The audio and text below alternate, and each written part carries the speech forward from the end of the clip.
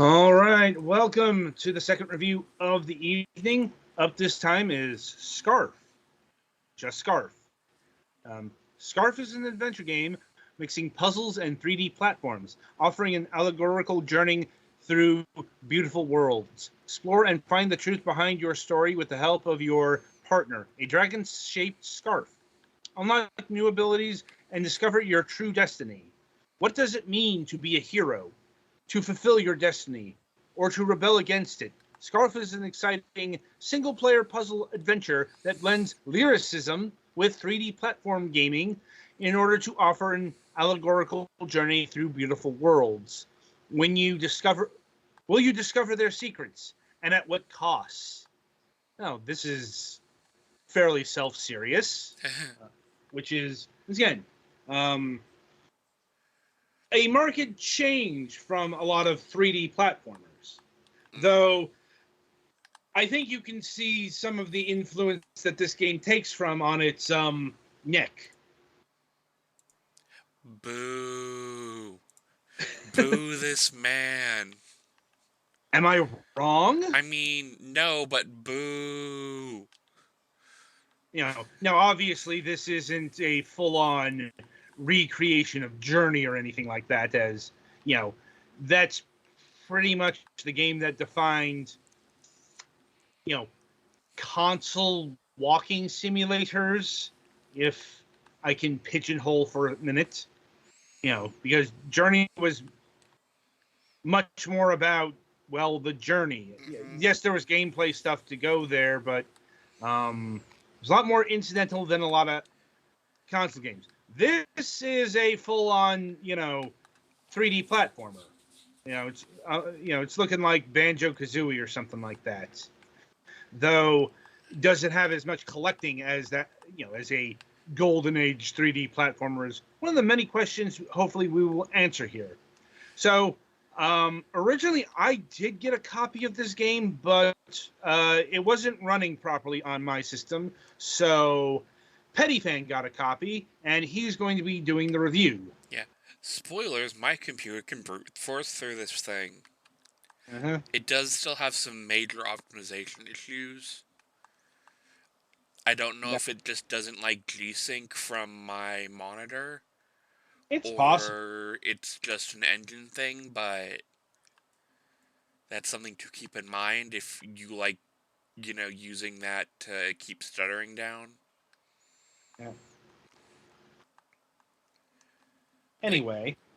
yeah, as far as this game isn't really as much as a Banjo-Kazooie style collectathon where there is, stuff to collect everywhere. I didn't think so. Like, there are a few bits and bobs here and there, but Yeah. it's mostly you have set like objective things to get. You get those, and then you progress. Yeah. So much more basic, Mm-hmm. which is fine. There's not a lot of platformers that are really yearning to recreate that specific type of platformer that isn't like, say, Ukulele. Mm-hmm.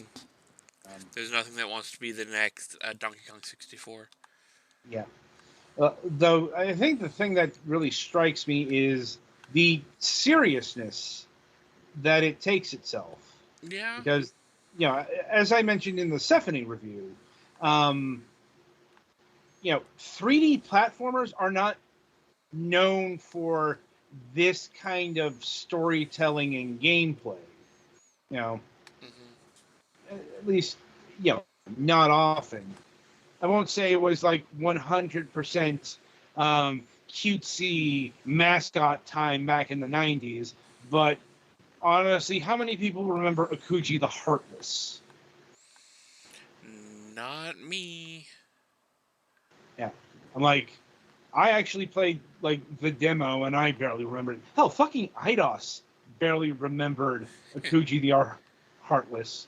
Like, for fuck's sakes, the game just starts off with demos for other games highlighted, and the actual game is like subsumed down at the bottom. Oof. Now, yeah, it's a demo disc with a actual full game on it. So, plus, something like Akuchi the Heartless is one of those things that it's the exception that proves the rule. And certainly there was no 3D platformer that was looking to explore allegorical anything in the Golden Age.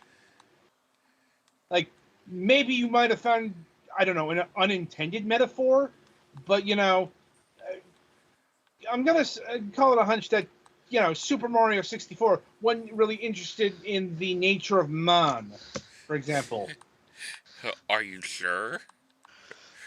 I'm like, I can name Yeah, games get out that there were... and allegorically collect the things so you can get to the final boss. Yeah. I'm like, there were definitely games that were doing that. Like, the 90s is when that kind of storytelling was starting to infiltrate the mainstream. But, it's in games like Metal Gear Solid or Planescape Torment, to cite a That's few. a name I Uh, haven't heard in years. like, not Vex or SpongeBob SquarePants, A Battle for Bikini Bottom, and the list goes on. Mm-hmm. That I think is the exciting new direction that indie platformers are taking. At least some of them. Obviously there are others that are going the throwback routes. Another good example is Demon's Turf, which is an homage to Super Mario 64 and the Super Mario games. Not just in terms of construction, but in terms of expansive movement. Speaking of which, what's your moves in Scarf? Kind of clunky, but you do get abilities to make it a little better. Like I just unlocked the glide ability. Uh-huh. But like as far as Yeah. just regular running, yeah, you have a sprint button, but if you want to compare it to something like Journey, your movement Uh-huh. still kind of sucks.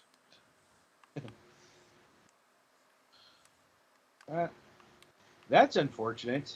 Though I think that mechanic sounds that's like the most close to Banjo-Kazooie that I can think of so far. Like, and what are the items, the collectibles that Maybe this you'll game is so... eventually unlock a thing to turn the scarf into a wheel so you can go faster. Maybe. I mean, As far as collectibles, if I'm understanding the story right, I think you're collecting pieces of the scarf's dead mother. that's a sentence. Because yeah, the scarf is sentient. Right. It's a dragon scarf. Yeah. But And yeah, I never thought I'd be using the terms, you know, collecting the pieces of Scarf's dead mother in a fucking sentence before, but yet here we are. video games. But yeah. And are there any enemies? I don't believe so. Like, if there are, it's much later on, because right now I have no method of attack, even if there Yeah, were enemies. that's another thing that's definitely Journey speaking right there. Which, yeah, and it's fine, although this looks a little bit Uh-huh. sparse. Yeah, like, this definitely has a problem with, where the hell am I going? Like, I was supposed to Yeah. be looking for these light things to, I guess, fix this bridge, but... Yeah, to turn it real. Yeah. But, Is like, that one of them over there next to the pillar? I don't know. I think that's just set dressing. But yeah, it's hard to tell, like... Oh, I was seeing the flower on top of that giant cactus. Yeah. I mean, it's a gorgeous looking game, if nothing Yeah, it else. looks pretty nice. I even had to turn the graphics down a little bit because of the performance issues I mentioned earlier. not just in terms of graphical fidelity, but the art style is, the art direction is really on point. Though I think it's kind of funny. To me, it looks like your main character kind of looks like Pajama Sam. I noticed that too. Like, Pajama Sam, we miss you. Though there is a weird type of emoting thing this game does, which the best I can describe it is like a VTuber with the first time with their like emotion settings. It takes a little while for it to, be right. I'll take your word for it. It's kind of weird and a little off-putting. I don't doubt it. But then again, I find the whole VTuber thing off-putting. Understandable.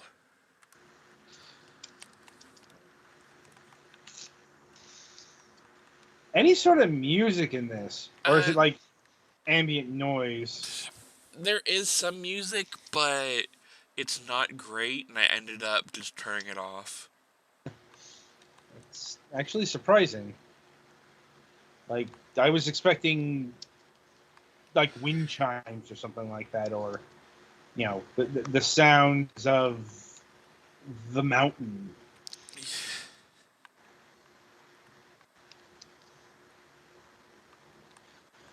Yeah, like I wish I could show you more, but I have no idea what the hell the game wants me to do now.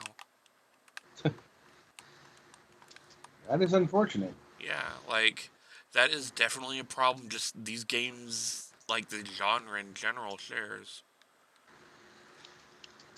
I mean, it depends. Like, knowing where to go wasn't really an issue in your collectathons. It was more, where's the where's the thing, or like I never had a problem maneuvering, knowing where to go in Banjo-Kazooie. Yeah. But then again, that game was much less puzzle focused. Yeah. I won't say there weren't puzzles in there, but or if there was difficulty, it was finding the smaller collectibles, like the notes or the Jinjos. Like, but yeah,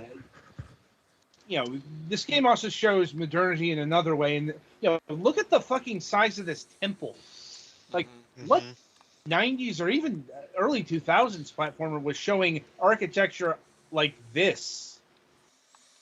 Yeah, stuff tended to be more compact for purposes of but here's having simpler models and also being easier to render, but also it's a lot harder to get lost in a smaller space. Exactly, and that's what's conflating Petty Fan's issue here. At least part of it. The other is, it doesn't have, the fucking tutorial arrow. Holy shit. What?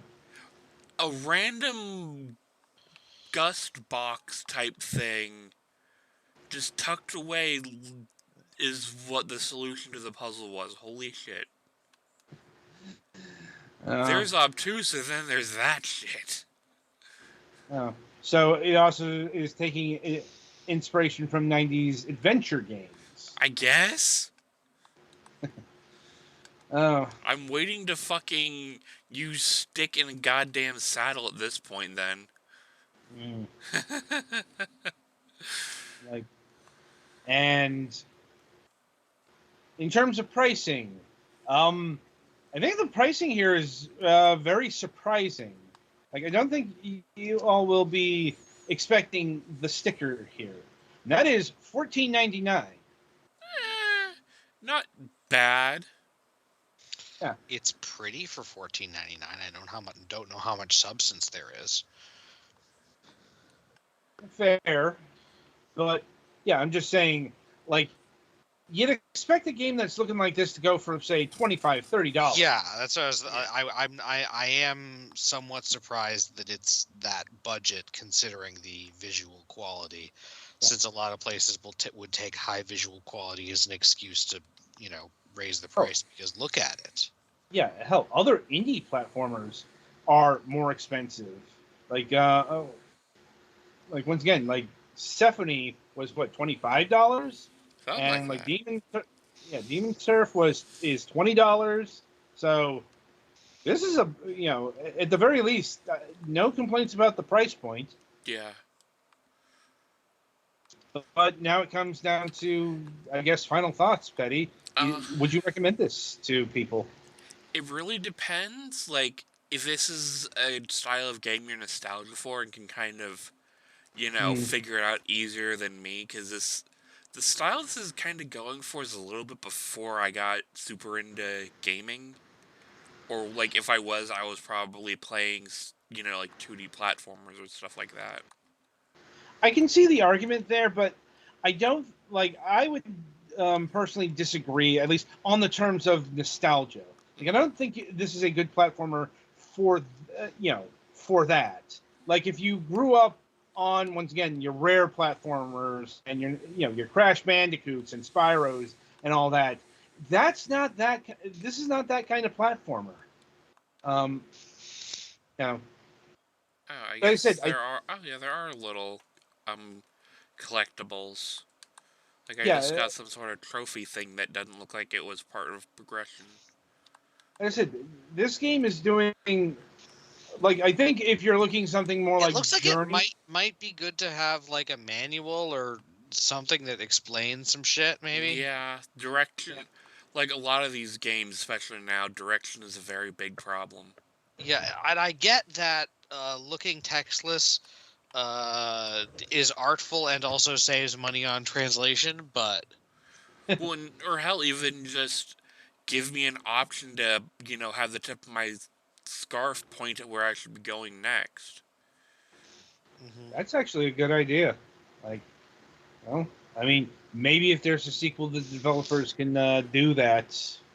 Uh huh. So, I suppose we should wrap it up here, unless there's anything else that needs to be detailed. Not that I can think of. Right. So yeah, that'll about do it for Scarf here. Be sure to tune in after the break, as the Galax will be reviewing Flatland Volume 2.